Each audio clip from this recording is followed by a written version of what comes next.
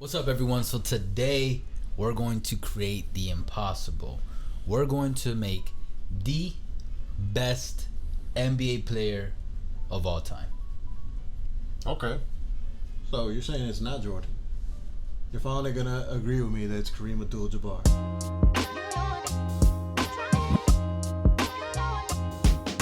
All right, before we get into this, Erwin, tell me how many times did you feature Kareem in any of the things that you put?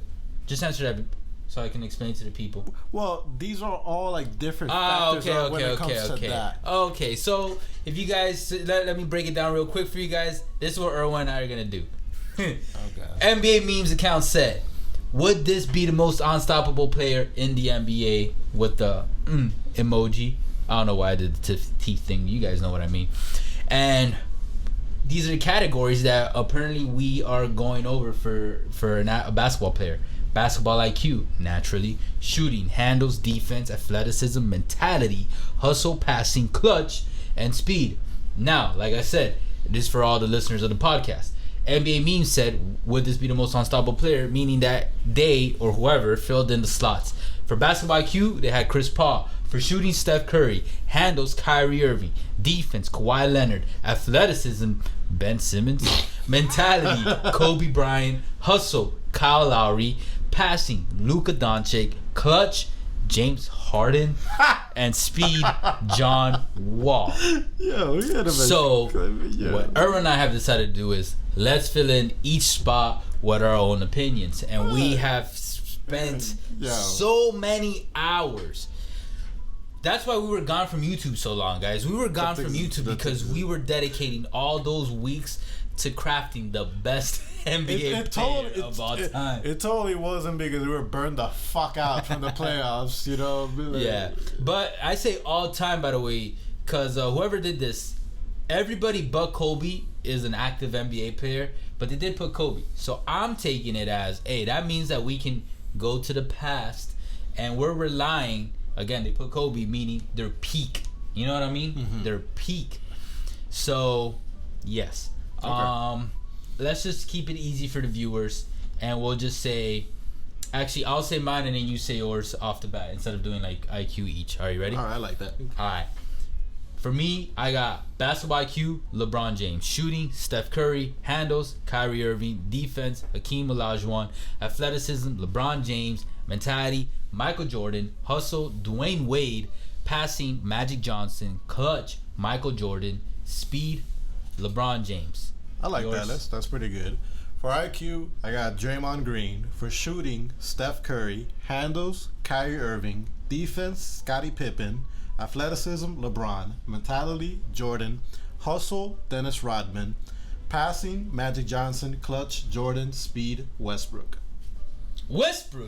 Yes. Prime. As Westbrook. You guys can see, we also did one thing because we discussed this when we were working on this topic. If we're able to repeat players, obviously we've chosen to repeat players because I think if you're going to create the best basketball player of all time, you're not going to limit yourself like, okay, we're not going to take two skills if that NBA player we believe possesses the best of those two skills. You know what I mean? Yeah. So I think that's fair. If you guys want, drop in the comments and we'll repeat the subject without repeating players. Now, let's actually whatever. All right, let's do it by topic. All right, basketball IQ. I got LeBron. You got LeBron too? Draymond. What the fuck? I mean, I already can hear all the hate already coming in, man. I'll start it off. I got LeBron because I think it's a well-known thing. LeBron, Albert Einstein of the NBA. We've heard it time and time again. I'm sure if you watch the NBA in the last 6 years, you've at least seen several times, if not at least once, of LeBron fucking going through his photogenic memory of plays that happened in the game and then describing them not almost to a T, but to a T. And that shit blows my mind because you have to keep in mind it's not just remembering things, which is already incredible. Something that happened like an hour to two ago, but it's like that shit happened an hour to two ago. He's gone through countless amount of plays already after that play. He's been running, sweating, getting gassed out, and you're still going to remember that thing that happened at fucking 5 minutes and 43 seconds in the second quarter before the half. Like, you know what I mean? Like, it's just shit like that. That's one thing. There's another is everyone has vouched for it. Yeah. Like, he is the smartest basketball guy in the NBA. No doubt about it. Some can even say he's the smartest business guy, not just in the NBA right now, but NBA history. Well, I mean, kudos to him. He's a billionaire, and being an active NBA player. That shit is crazy. Insane. And he joined the 3 comma club before 40. Like, that is so rare. That's crazy. But yeah, so that's IQ. Like, bro, he's been the chosen one since 17, 18.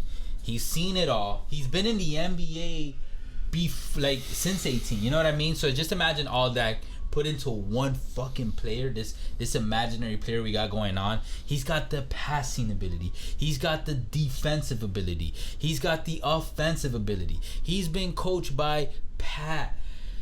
That's the only... Not coached by Pat, my bad. He's been coached by Spoelstra. He's been taught by Pat. Who else? No other legend front office I could put in there that I could like throw in that he's absorbed from, but you know what I mean. But like you said, those 4 years in the Heat were his college years, so he has absorbed. Like that. And then, like I said, when you watch him on the court, he can read shit. Like, okay, you brought up Draymond, just like Draymond, he can read defenses 2 steps ahead. He can read offensive 2 steps ahead. You know what I mean? If he played football, he'd probably be a top tier quarterback if he has the physical talent for it. You know what I mean? Because he has that like Tom Brady-esque mentality of like, you know, reading plays or just knowing what's going to happen again ahead. So, I mean, for me, I honestly feel like there's very little competition for this besides LeBron James. No, true, man. That's a very strong... And I agree with your choice of Draymond. I just personally wouldn't put him above LeBron.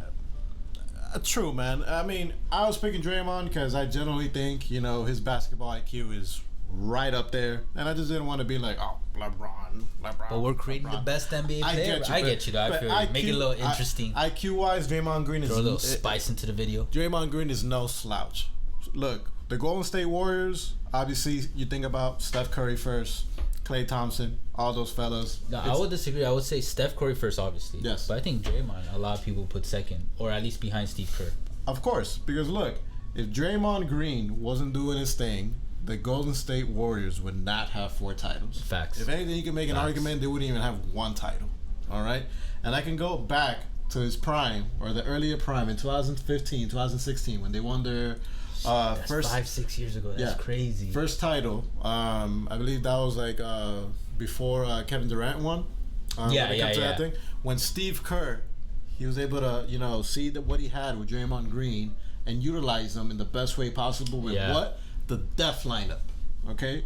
When it came to Small ball def lineup. And then you saw Draymond shine in both sides of the ball on offense. When you think about a quarterback, like you were saying, LeBron, Draymond Green was the quarterback for the Golden State Warriors. Whether he was in the 3-point line or in the post, he'll be able to break down the opposing defense and see where he can attack you. You know, when it comes to that, he'll throw like a right pass to get you to an open shot or an open layup. Let's say they want to try Draymond Green and be like, all right, man, this man can't shoot for shit, man. It's like his shit is ass. He's gonna do a pick and roll, but not usually like a big man normally does. That all right, they'll pick and they'll pop, you know, and stay right there, or they're gonna drive to the basket. Draymond has like a weird way of how to be able to do something, like it'd be like that, and he'll still find a way. Like it's like, yo, how the fuck were they able to do it? I want to bring up something real quick for LeBron that you just reminded me of. Another reason I picked LeBron, I forgot to mention, is you just brought up how Draymond will adapt. That's another reason I got LeBron, for adapting. And the guy, kind of like a Magic Johnson, has played every single position. Because with his body size and height, he can play every position. And from guard to center, from big man to small man. That's why I also think his IQ is so well balanced. But continue. Actually, one of my favorite Draymond Green clips is, I'm sure you've seen it, is the one from this season that just passed, where he is like telling all the new guys where to go. It's a bunch of like young players. I think he's with the second unit, if I'm not mistaken. Yeah, and he's like, go here, go there, do this, do, you know what I mean? And I'm just like, I agree with you. I think he's definitely like, he's up there, no doubt about it. And look, Draymond, you can say in the modern NBA, what is he? He's a big man, power forward, plays a center. Something that a lot of big men struggle with is properly reading the pick and roll. Not for Draymond, man. He sees a pick and roll, man. He really knows how to fucking be able to freaking attack that. I wonder how much tape he's watched, because he has to have seen a shit ton, man. Like that guy that guy's not the most talented player. That's why he was a second. He says it all the time. He was a second round pick, but like the hard dedication, like all the time that he put, like, and he's got a good memory. Because have you ever seen that clip where he names every fucking player that went ahead of him in the draft? You seen that clip? I mean, shit, man. Yeah, that's insane. I have not seen that clip, but it's incredible. But to go with his IQ, man, he can guard the 1 through the 5. You know, fairly easy as well. And like you were saying, he's the quarterback for the defense as well, man. Yeah. He knows when's the perfect time to go for the double team. And here's a stat that I want to go actually with Draymond Green on the offense. What about Steph Curry? What about Steph Curry? Yes, okay. But believe it or not, that year that I highlighted in 2015, 2016, Steph Curry was a unanimous, I'm not pronouncing it right, MVP, meaning that 100%. He got all the votes, no doubt about it. Here's a stat for you. For Draymond Green, the Warriors were 26.3 points better per 100 possessions with Draymond Green on the floor compared to when he was sitting down. Okay. Guess how much Steph Curry had? The MVP, the unanimous MVP, 22.6. So is it safe to say that Steph deserves to give a little credit to Draymond for the MVP? I think they should give the MVP to Draymond. Oh, no, chill, I just said credit, bro. Chill. But I'm gonna rest my case, you know. And also the time with that Q, because like I said about LeBron's business, just in general, you see how smart Draymond is for doing what he did with the podcast. Yeah. In real fucking time. In basically playoffs? taking the opportunity that we had as YouTube podcasters, but now it's coming from an NBA player. Like and he would do it right after the that's never been done before. And yeah, you know, I also found out another guy I think has high IQ. The podcast that he has is under the production company or media company of Colin Cowherd. Oh, that explains. Right? I was like, I don't know if Colin Cowherd is a full owner, but I know at the very least he's a part owner or part founder, one of those, or both. All right. But all right, let's go to. By the way, guys, heads up, I do think we will have to split this video in two because I mean we're breaking it very thoroughly down for you guys, and I don't want to leave shit out. Shooting, we both had Steph Curry, correct? That's pretty obvious, man. I think we're gonna have to let go. I'm not gonna lie. Kind of like how you said you brought up Draymond because you wanted to switch it up a bit. I was trying. I honestly, and not just to switch it up, but be like, okay, who is a legitimate shooter? Like, could be an actual fighting case in this. Honorable, I would say Ray Allen, and because before Steph Curry, there was Ray Allen, and the other person. I'm thinking overall because Steph is wet, mid 3 everywhere, 4 points. Yeah, but you know what I mean? I would say Ray Allen's better, like, you know, taking it in than Steph Curry as well. Maybe young Ray, because people forget he was a baller. I didn't even know until I started watching the highlights. But I think Steph's driving game is very underrated. His layup game, I think, is super underrated. But I had to ultimately choose Steve. I got a couple stats. And the other person I was thinking about. Don't say Reggie. Yeah, Reggie Miller. Hey, man, Reggie Miller, man. People sleep. Yeah. No, he's good. He's good. I was thinking, honestly, a part of me considered Michael Jordan, if I have to like say the last name. Michael Scott? Mike Jones. Michael Scott. You miss 100% of the shots you don't take. Yeah. But like, cause like Jordan was wet as fuck from the mid. Let's be honest. Like that's where Kobe copied his game, and then Kawhi also, adopted that and kind of rebrought it back for the younger generation. But like Jordan was literally like basically unmissable from mid. But like I started thinking, look, if I'm creating the best NBA player, you gotta shoot from all angles. Exactly. And what's more than a 2? A 3. And that's crazy percentage of like, if you make 40 or 60% of the threes, and it's okay as missing as like this many 2s. I've totally butchered that. I had it in my head, but I forgot about it. Steph Curry makes half court shots look like a fucking layup. Yeah, and it's just that the efficiency and consistency Steph Curry does, you can't match that. And then on top of that, Steph Curry is a free throw beast. So when I started thinking, like, that to me is kind of what made it undeniable for me, where I have to give it to NBA memes or whoever the fuck chose Steph. I had to stick with it. And I'm gonna bat off these stats real quick for you guys to know why he deserves to be the best player to choose. Just in case if you're unsure. Yeah, exactly. I'll bring up this. I didn't put this in there, but unanimous MVP. That's something to think about. Now, the guy has most threes in a single season. Most consecutive games with a 3, which did get broken, unfortunately, with that fucking, I think it was a finals game. He's had the highest scoring average in a 50-40-90 season. Meaning, if you don't know, 50% field goal percentage, 40% from the 3, and 90% from free throw, at least in all those categories. If you don't know, if you kept up with the pod enough, I'm a big fan of 50-40-90 players. I think that's incredible to do for a whole fucking season. Yeah, man, it gets a hard on just even thinking about that. Shit. And he's done it at the highest scoring average out of all the people that have done it. And that 50-40-90 season has only happened 29 times. Now, let me repeat that. 29 times, not 29 players. There's been less players because some players have been able to do it for more than one season. And nobody averaged more points than Curry in 2015-16 with 30.1 points, showing incredible efficiency and proficiency. And that is the year that, as Erwin said, he won the MVP. And then again, arguably the best free thrower of all time. His career percentage is insane. Go Google it. I was gonna mention it, but I was like, nah, I want y'all to Google it to understand that this guy who's been in the NBA since 2011, no, 09, 10. When did he get drafted? 2010. I think it's 2010. Like, just look at that career average. I think 2009. Actually. And this one kind of blew my mind. Steph Curry is the only player in NBA history to score a 50-plus point game with 1 or less free throws. Now think about that.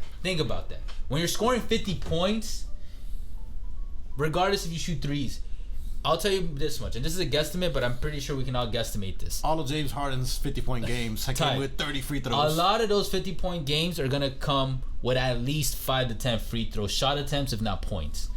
So for this guy to make only 1 or less free throw in a 50-plus point game means he was so fucking efficient, because those 50-point games aren't enough bad efficiency either, and so smooth from the 3, the 2, wherever the fuck, driving it in.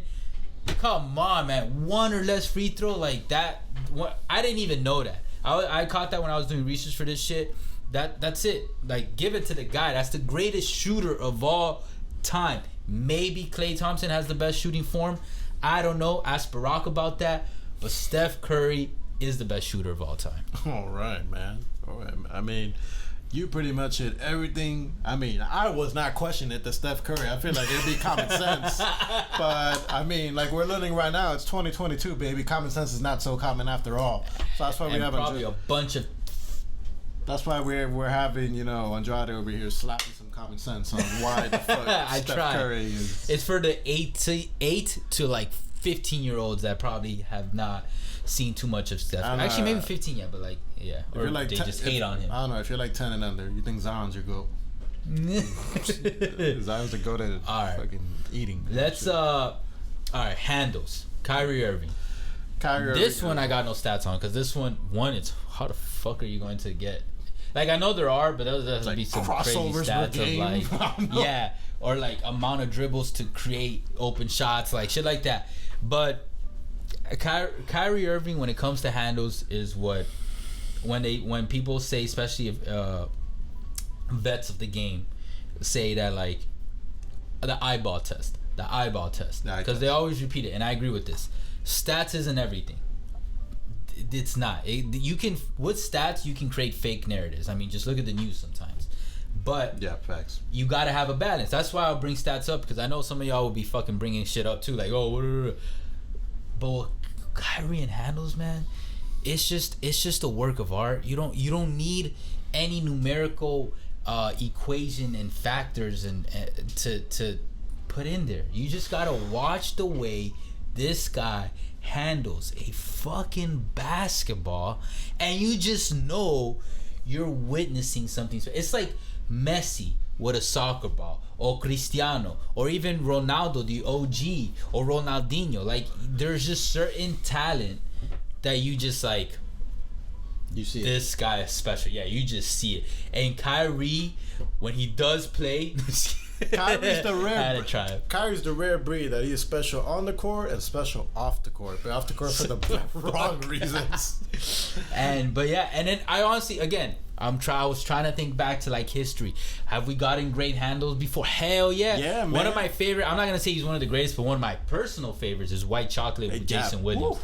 That man, that behind the back elbow pass, blew my mind when I saw that shit on YouTube. If you want to go with somebody that's not in the NBA, another. Oh, your fave. Yo, the professor. The professor.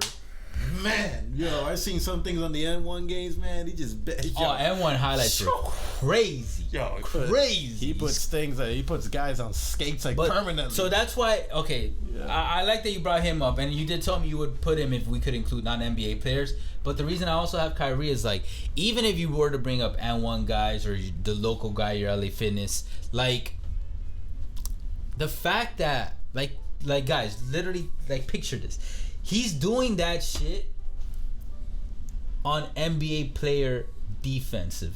You know what I mean? Like, that's level. Exactly. That's a different level. These guys are quicker, snappier, faster, more knowledgeable, everything than any other fucking person in basketball. You know what I mean? The worst defender in the NBA more than likely is still going to be a better defender than the guy, the best defender you know in basketball personally. You know what I mean? Yeah, for real, Unless you know NBA players. Like Duncan Robinson will lock down everybody on LA Fitness. And then even when he's not doing it, it's just like he can get real low and he could get it real high and he'll still have an immensely beautiful control of the ball. I'm telling you, man, I've never seen anyone like that. And it blows my... Because I grew up on The Flash. He was a great handler. I'm not gonna lie. I really liked how Dwayne Wade could handle the ball. He was nice. You wanted to bring up AI. AI, also phenomenal handler. He crossed over with Jordan. But there was just something about the way Kyrie, and if I put that in creating this player with Steph Curry's shot, yo, more rings than Michael Jordan. No, I'm just kidding. I don't know. Actually, yeah. I think at the end of this, yeah. Anything else you want to say about Kyrie? Nah, man, you pretty much, man, took everything, man. And now I'm gonna have a lot to say over here for defense. I mean, are we gonna go over defense, or are we gonna save that for part 2? All right, shit, because we might have to break this down in 1, 2, 3. We've only done 3 categories, and we got defense, athleticism, 7 categories. Holy left. Shit. Let's close it out with defense. Okay. I got a long episode, and then part 2 we'll cover the rest. All right, defense. So I got Hakeem Olajuwon, and then I'll mention who else I considered. Okay. Well, I got Scottie Pippen. All right, break down Scottie first. Look, man. So when it comes to the Chicago Bulls, like, just in basketball in general, people talk about Michael Jordan being the GOAT or whatnot. Similar to what I said about Draymond Green. If Draymond Green wasn't playing for the Golden State Warriors, the Warriors wouldn't be what they are today. If Michael Jordan did not have Scottie Pippen on his side, especially for what he brings on defense, Jordan would not be the fucking GOAT. He said it on Last Dance. I do not want to hear it in the comments. Like, you can take your casual ass to go see at the Last Dance, like Andrade said. Yeah. It came from Jordan's He literally starts, if I'm not mistaken, I think that's the first thing, or at the very least one of the first things he says when he's transitioning to the Scottie Pippen chapter, or like the first time to bring him in, he's like, there would be no Michael Jordan without Scottie Pippen. You cannot bring up Michael Jordan without bringing up Scottie Pippen. And I 1,000% agree. And look, to start things off with to continue with Scottie Pippen, the guy's a physical specimen. 6'8", 7'3" wingspan. Before LeBron, he was the LeBron of his generation. So not only was he big and he had the wingspan, but he had the athleticism to be able to guard quicker guards. He had the length to be able to guard the bigger players as well, and catch up with the quick guards as well. And look, like a lot of people like to say as well, like during Jordan's era, they played against like plumbers or firefighters. Okay, like, what the fuck you want to say? I'm like, okay, bro, are these gonna be plumbers? Or are some of the players that Scottie has guarded in the finals to help shut down, like, you know, the best players for them? I'm gonna name you a few: Drexler, Charles Barkley, Gary Payton, Malone, Stockton, just to name you a few. Those are pretty damn good players. Those are very fucking good. When it comes to that, and it was Scottie Pippen's job, just very simple: shut their ass down as best as you can, so it can conserve energy for Jordan to do his thing of what we know him for today. And the stats back it up for Scottie Pippen. He has been an all-defensive. He made all-defensive team for 8 straight seasons, and overall for his career, he has made 10 of them. And only 5 other players in the NBA history have been able to do that. Shit, man, the NBA has been for a while. If there's only 5 players to sub by yourself to be that for defense, you're doing something right. True. Now you make me want to bring up my second choice first, but I'll start off with Hakeem. Hakeem, yeah, that's a pretty good one. That's a pretty good one too. I had to bring him up because by many, he's considered the greatest defender of all time. True. Of all time. Okay. So do that with what you will. And I'm already thinking a Hakeem defensive level player with a LeBron athleticism. Come on.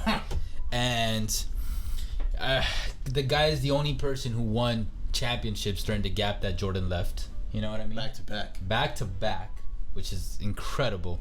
And it wasn't just on the offensive end. It was because he could do both ends on the floor.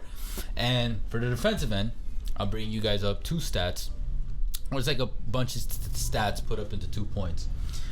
Olajuwon is the only player among the top 10 in these defensive categories to get all these 3 and to rank in the top 10 of all these 3 categories. Career block shots, he's first. Defensive rebounds, he's 7th. And for steals, he's 9th. Nice. So you bring up Scottie Pippen. Who was catching his rebounds? Dennis Rodman. If I put Hakeem in whoever this blank player is, he's catching me rebounds and he's blocking shots and he's getting steals. Like, oh shit! And he was a big player. So like, just his vertical. I know Hakeem had a good vertical. It wasn't like incredible. It was good. Mm-hmm. Also allowed him to have the first. He's the top player with the highest block shot percentage in NBA playoff history at 3.3%.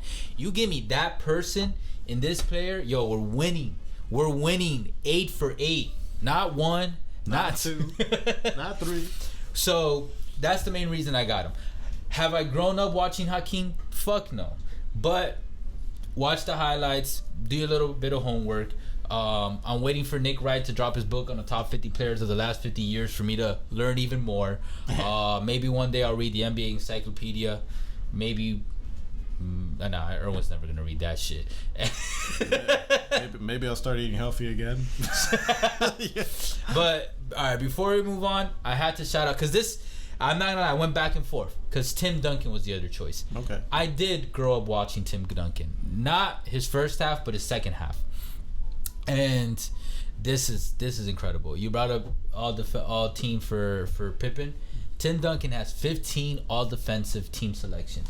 Most in NBA history. Most.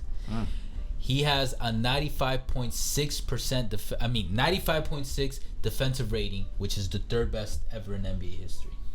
I was like, well, goddamn. It's always the quiet ones. And he's one of the few to be one of the best defensive rebounders and block shot percentagers, with 11th in the defensive rebound list and 25th in block shot percentage. But again, now you guys see why I put Hakeem Olajuwon over Tim Duncan. And while those 15 all defensive team selections are most in NBA history and they make me consider a lot, that's more longevity than peak. You know what I mean? Yeah. Hakeem, we're talking about his peakness, which also lasted for a good while. Unfortunately, that motherfucker Michael Jordan was in the league for a good chunk of it. I gotta pick Hakeem, and you give me that motherfucker with, again, LeBron's athleticism, Steph Curry shooting.